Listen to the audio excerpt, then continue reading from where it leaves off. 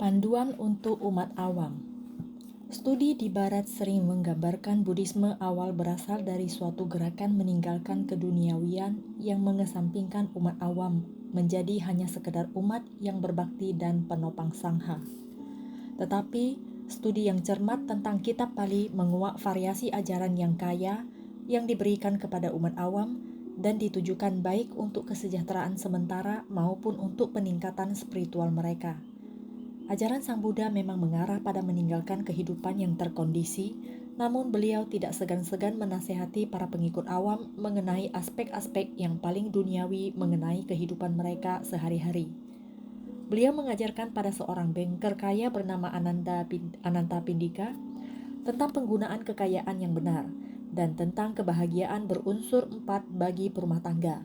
Kepada seorang perumah tangga muda, beliau mengajarkan 4 hal yang menuju pada kesejahteraan di sini dan kini, dan 4 hal yang menyebabkan peningkatan spiritual di masa depan. Beliau memberikan petunjuk tentang cara hidup yang benar, menekankan nilai persahabatan yang baik, dan menjelaskan sifat-sifat sahabat sejati. Beliau mengajarkan pada orang-orang muda mengenai hutang budi mereka kepada ayah ibu, dan memuji keindahan kehidupan keluarga yang berdasarkan rasa hormat pada orang tua. Beliau mengajarkan pada pasangan yang menikah bagaimana mereka seharusnya hidup bersama agar pernikahan mereka benar-benar agung. Beliau menjinakkan seorang ibu rumah tangga yang sewenang-wenang dengan ajaran tentang 7 jenis istri. Bahkan, beliau menjelaskan pada pasangan yang saling setia bagaimana caranya agar mereka dapat disatukan kembali di dalam kehidupan-kehidupan yang akan datang. Model ideal yang dipuji oleh Sang Buddha bagi komunitas awam adalah model Sapurisa, yaitu manusia superior. Sapurisa adalah perwujudan hidup dari 4 sifat manusia yang beliau contohkan sendiri, dan beliau anjurkan pada yang lain untuk dicapai.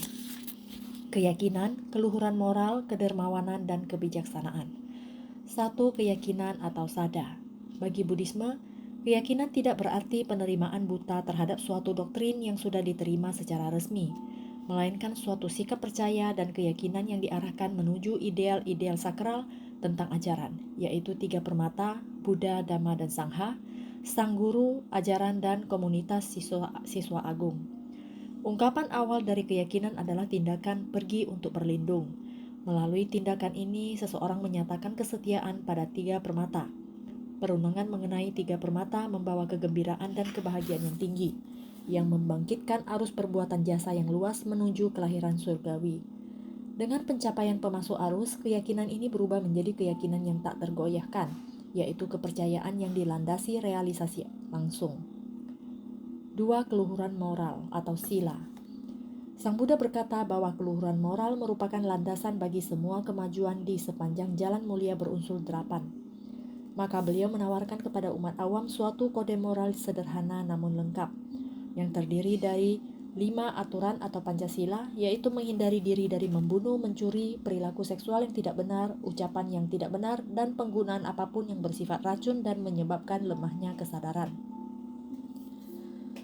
Dengan menjalankan petunjuk-petunjuk ini, orang tidak hanya melindungi dirinya dari jurang kemunduran moral, tetapi juga memberi rasa aman dan jaminan pada makhluk yang tak terhitung banyaknya. Gambaran tentang kehidupan moral yang lebih rinci dijelaskan di dalam 10 bagian tindakan yang baik, yang terus-menerus meresapkan kebenaran di dalam tindakan, ucapan, dan pikiran. Sang Buddha juga mendorong pengikut awamnya agar menjalankan 8 aturan pada hari-hari Upasata, yaitu hari-hari khusus India tradisional pada waktu bulan purnama dan bulan baru. Dengan menjalankan sila-sila ini, murid awam meniru perilaku alami para arahat dan memperoleh ganjaran yang lebih berharga daripada sekadar kekayaan raja-raja terkuat.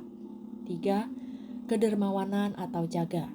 Di dalam konteks spiritual India, kedermawanan memiliki arti yang lebih luas daripada hanya sekedar memberikan dana kepada orang miskin dan yang membutuhkan. Kedermawanan memang mencakup hal-hal itu, namun yang paling penting, kedermawanan berarti menopang para petapa yang telah meninggalkan kehidupan berumah tangga untuk membaktikan diri menuju penguasaan diri dan pemurnian diri. Memberikan kepada mereka yang saleh kebutuhan-kebutuhan materi sederhana, jubah, makanan, tempat tinggal, obat-obatan merupakan sumber jasa yang kuat, yang menghasilkan ganjaran yang kaya.